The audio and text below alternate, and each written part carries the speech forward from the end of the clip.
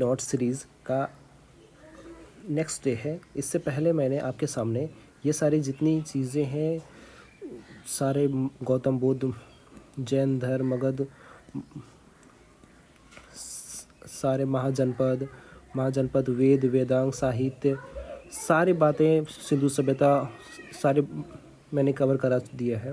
अगर वो आप अभी तक वीडियो नहीं देखे हैं तो वहाँ चले जाएं और प्ले लिस्ट में और उसको देख लें।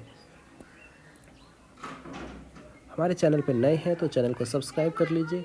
ये नोट्स दिल्ली का है, main road Delhi head office, main road, Mukherjee Nagar, Delhi का है ये नोट्स।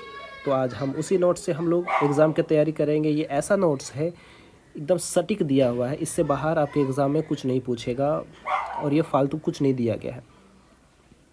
तो चलिए शुरू करते हैं अपनी पढ़ाई को।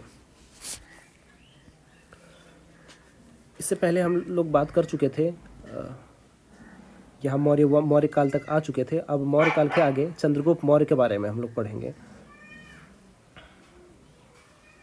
आज हम लोग चंद्रगुप्त मौर्य के बारे में पढ़ते हैं। चंद्रगुप्त मौर्य, यहाँ क्या लिखा है, जस्टिन ने सेंड्रोकोटस और सिकंदर की भेंट का उल्लेख किया है। जस्टिन ने सेंड्रोकोटस और सिकंदर की भेंट का उल्लेख किया है।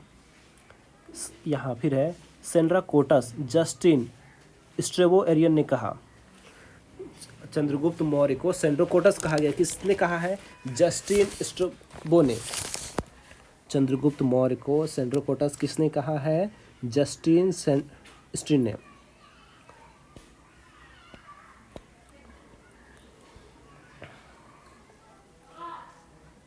और फिर है विलियम्स जॉन्स ने सेंड्रोकोटस की पहचान चंद्रगुप्त मौर्य से की। विलियम्स जॉन ने सेंड्रोकोटस की पहचान किससे की है, चंद्रगुप्त मौर्य से। महिला अंगरक्षक थी किसकी, चंद्रगुप्त मौर्य का महिला अंगरक्षक थे। और एंड्रोकोटस, एपियानसन एवं प्लूटार्क ने चंद्रगुप्त मौर्य को कहा। एपियानसन एवं प्लूटार्क ने एंड्रोकोटस किसे कहा था, चंद्रगुप्त मौर्य को कहा है।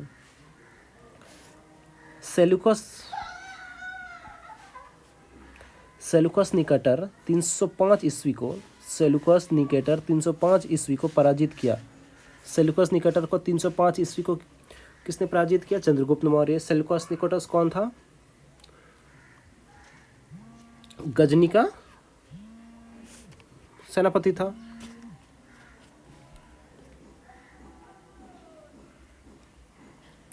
प्लूटार्क के अनुसार चंद्रगुप्त मौर्य ने संपूर्ण भारत को रौंद डाला था। प्लूटार्क के अनुसार चंद्रगुप्त मौर्य ने संपूर्ण भारत को क्या किया था, रौंद डाला था। जैन धर्म में दीक्षा भद्रबाहु से, चंद्रगुप्त मौर्य ने जैन धर्म अपनाया था। जैन धर्म में दीक्षा किससे लिया था, भद्रबाहु से लिया गया था। सहगोरा, ताम्रपात्र तथा महास्थान अभिलेख चंद्रगुप्त से संबंधित है। किससे संबंधित है, चंद्रगुप्त से संबंधित है। अकाल राहत का जिक्र किया गया, किसका, अकाल और राहत का जिक्र किया गया। मृत्यु चंद्रगुप्त मौर्य की मृत्यु कहाँ हुई थी, श्रवणबेलगोला, कहाँ, कर्नाटक में, संलेखना विधि से। चंद्रगुप्त मौर्य की मृत्यु कहाँ हुई थी, श्रवणबेलगोला, कर्नाटक में। श्रवणबेलगोला कहाँ है, कर्नाटक में। कैसे मृत्यु हुई थी, संलेखना से, संलेखना विधि। संलेखना मतलब भूख से, एकदम भूख प्यास से, उस तरीके से। महाबोधि वंश के अनुसार राजकुल से संबंधित था। चंद्रगुप्त मौर्य किससे संबंधित, राजकुल से। वहीं कथा सरित सागर तथा वृक्थामंजरी में शूद्र की उत्पत्ति मानी जाती है। चंद्रगुप्त मौर्य को महाबोधि वंश के अनुसार राजकुल बताया जाता है कि राजकुल से थे, लेकिन वहीं कथा सरित सागर तथा वृक्खांता में शूद्र उत्पत्ति माना गया है।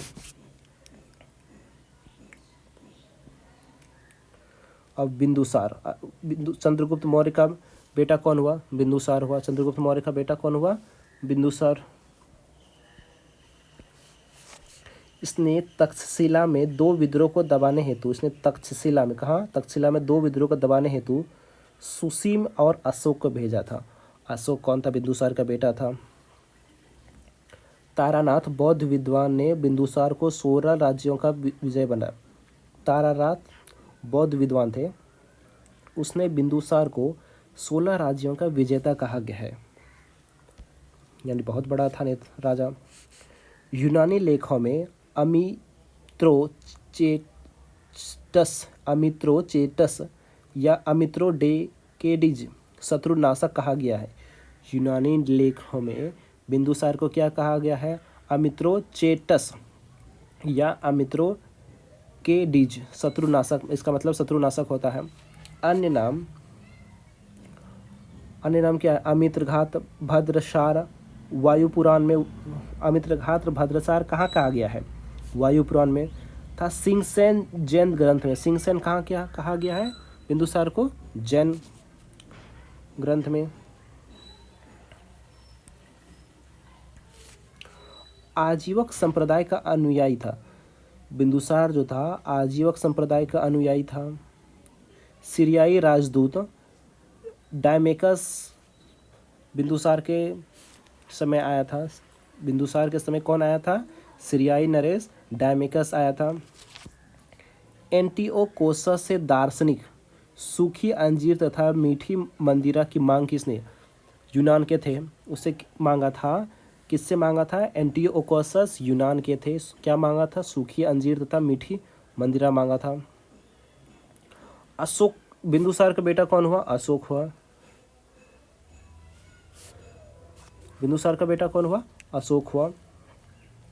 भारत में शिलालेख की शुरुआत किसने किया? अशोक ने किया। भारत में शिलालेख की शुरुआत किसने किया? अशोक ने किया है। अशोक के अभिलेख 1837 में सर्वप्रथम जेम्स प्रिंसेप ने पढ़ा था। अशोक के अभिलेख को 1837 में सर्वप्रथम किसने पढ़ा? जेम्स प्रिंस ने। अशोक के अभिलेख को सबसे पहले कब लाया गया था? यहाँ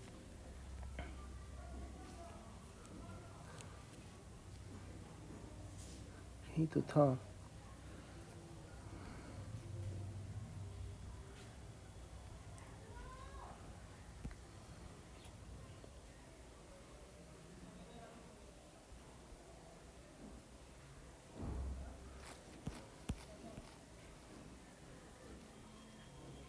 नहीं सर, अभिलेख 1837 में सर्वप्रथम जेम्स प्रिंसेप ने पढ़ा तथा मॉस्की गुजरात तथा नेतुर तथा उडेगोलम के लेखों में अशोक का नाम मिलता है। अशोक का ऐसे दो नाम था, अशोक और प्रियदर्शनी, देवनाम प्रियदर्शनी। अशोक का नाम का बराबर की पहाड़ियों में कर्ण, चौपार, सुदामा तथा विश्व झोपड़ी का निर्माण आजीविकों के लिए कराया था। किसके लिए? आजीविकों के लिए। फिर नागार्जुन गुफा का निर्माण किसने कराया था? दशरथ ने कराया था। कहाँ? बराबर की पहाड़ियों में। अशोक के 7वें शिलालेख में आजीविकों का उल्लेख है।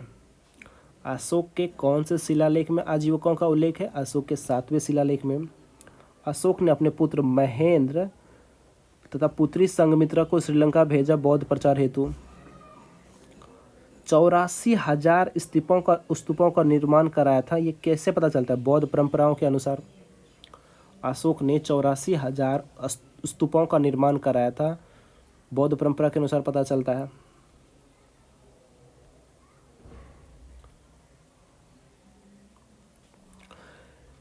निग्रोध द्वारा अशोक को बौद्ध ग्रंथ दीक्षित कराने का वर्णन दीपवंश महावंश में मिलता है। किसमें मिलता है? दीपवंश महावंश में। उपगुप्त से बौद्ध दीक्षा प्राप्त की थी। अशोक ने किससे बौद्ध दीक्षा प्राप्त की थी? उपगुप्त से। अशोक ने बौद्ध दीक्षा किससे प्राप्त की थी? उपगुप्त से। बिंदुसार के शासनकाल में अशोक अवंती उज्जैनी का उपराजा था। बिंदुसार उसके पिता थे। बिंदुसार के शासनकाल में अशोक अवंती यानी उज्जैन, अवंती की राजधानी उज्जैनी का उपराजा था।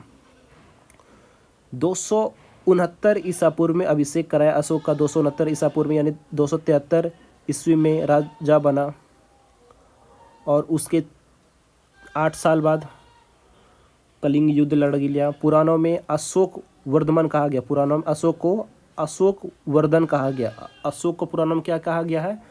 अशोक वर्धन कहा गया है।